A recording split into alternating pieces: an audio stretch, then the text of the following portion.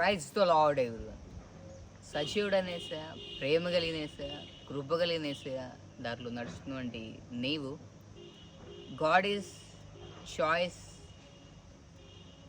Is a beautiful. అంటే దేవుడు ఇచ్చింది, దేవుడు ఎన్నుకొని నీకు ఇచ్చింది చాలా అంటే చాలా అందంగా ఉంటుంది.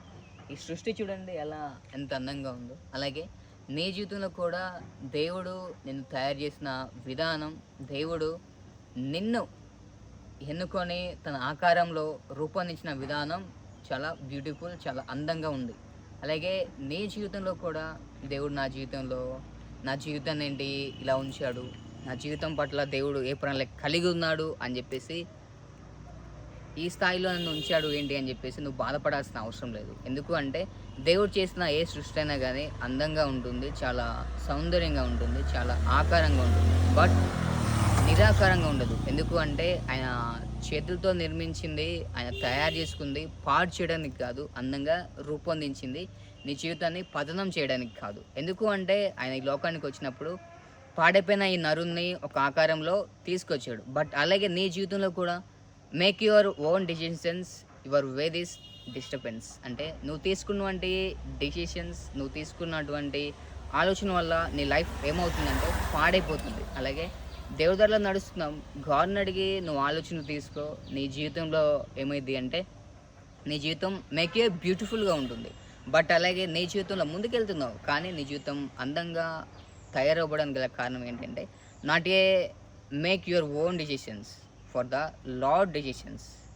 ఋతు ఉంది, ఓర్ఫా ఉంది, నయోమి ఉంది. ఈ ముగ్గురిట్లో ఋతు ఏం చేసింది?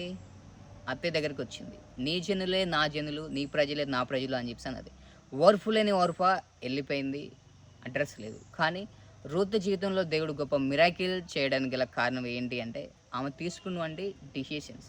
మరి నీ జీవితంలో నువ్వు ఎలా తీసుకున్నావు decisions? Make your own decisions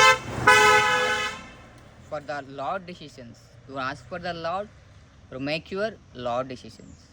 నీ జీవితంలో దేవుడు ఏ మిరాకిల్ అయితే చేస్తామని చెప్పి అనుకుంటున్నాడో దానికి తగ్గట్టు ఆలోచనలు నువ్వు కలిగి ఉండు, దానికి తగ్గట్టు ప్రణాళిక నువ్వు కలిగి ఉండు. దేవుడు నీ జీవితంలో ఏదైనా చేస్తాడు.